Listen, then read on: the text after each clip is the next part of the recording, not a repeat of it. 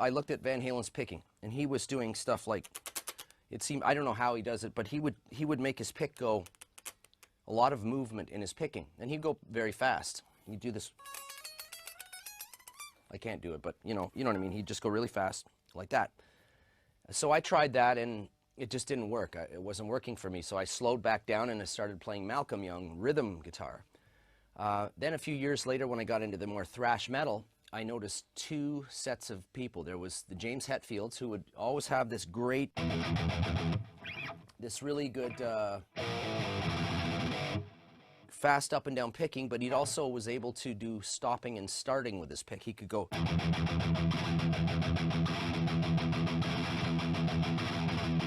He could do that on the Kill 'Em All album. He was doing that. I can't remember the songs, but there's a lot of great tunes on that album.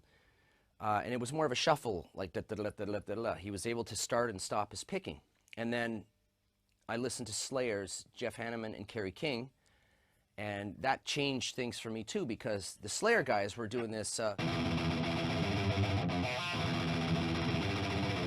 They were going for the more speed, messy speed stuff. So I kind of thought, well, Slayer, early Slayer and early Metallica are my favorite bands for years when I was younger, still are.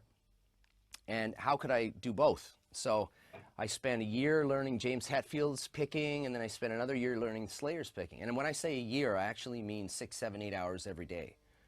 And not just playing that, but spending a good, hour or two a day working on the picking. But I would analyze, I'd watch videos, and I'd say, how does Jeff Hanneman pick so fast? How does Kerry King do it? And James Hetfield. So anyway, I ended up doing both. And one of the techniques I learned was when you cross those players, the way to have the tightness, but the speed, is to take the pick, you can see that, and if you pick down like that, it takes you time to come back to the string, so to pick it again. So I realized, okay, well, if I just do small movements and the pick doesn't go very far away from the string, I can go a lot faster and control it. But to do that, you can't really use, well, maybe I can't tell. With these cameras, you can tell, but when I go fast, it feels like my shoulder is shaking. It feels like a controlled, we call it spasm, I think, in English. But it's like a shaking. And this muscle here, for some reason, grows much bigger than the other one, and it's probably from what I'm doing. Anyway, you can see on the camera what I'm doing. I'm just taking a...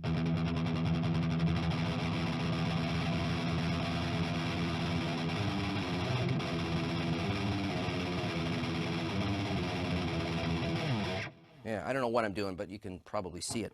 But I know there's movement there, but that's because it's going so fast. But you can see that the pick is not going far away from the string. And then as far as the Hetfield tight picking,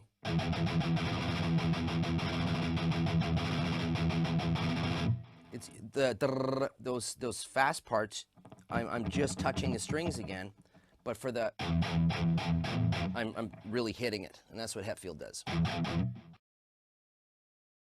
The reason that started was my mother got me into classical guitar lessons, and of course with the classical guitar, you put it between your legs, and you play like this, and you put your, if you can see back here, the thumb, I don't know if you can see this, but the thumb in classical is usually supposed to be back here, and that gives all 4 fingers flat surface to play, and you can stretch, like I can stretch very far with my fingers this way.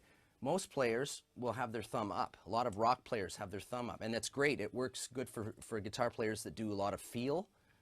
But for speeds, well, Malmsteen I think has his thumb up too, but and he's super fast. But most players, for the speed, they have to put their thumb down. You put your thumb back, and now you can stretch. When I put my thumb up, I can't stretch anymore.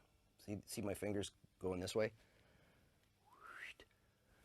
So, put my thumb back like classical position, and the Flying V happens to be the best guitar to be like a classical guitar. It fits right here. A lot of times people will grab Flying Vs that don't play them, and they will put them on their leg, and this is what happens. Oomph, it falls down. So most people go, fuck, I don't like Flying Vs. You know, that's what happens. They say, oh, I don't like those guitars. But that's why I had them put this rubber thing on here, in case somebody wants to do it this way. It won't slip off.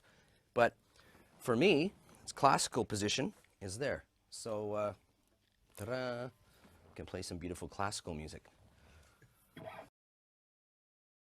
When I was younger, as soon as I had the Boss overdrive pedal on, then everything was messy and terrible. My playing was sloppy and horrible.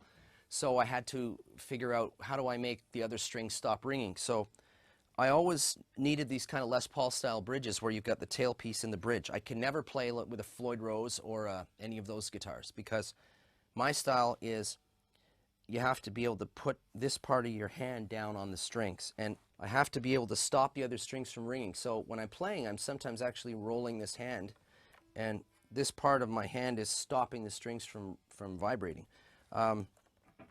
Yeah, you can see right here when I'm playing one note. What you don't see is underneath is this part of my hand is stopping all these strings from ringing. Okay, you see how the hand goes down? That keeps all the others. Oh, sorry, that keeps all the other strings from ringing when I'm playing one note.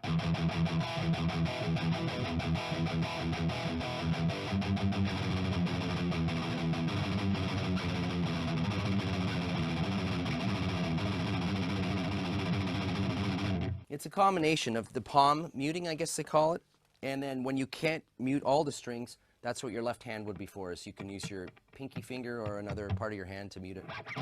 The hard part, of course, is when you're soloing and you're going across the strings.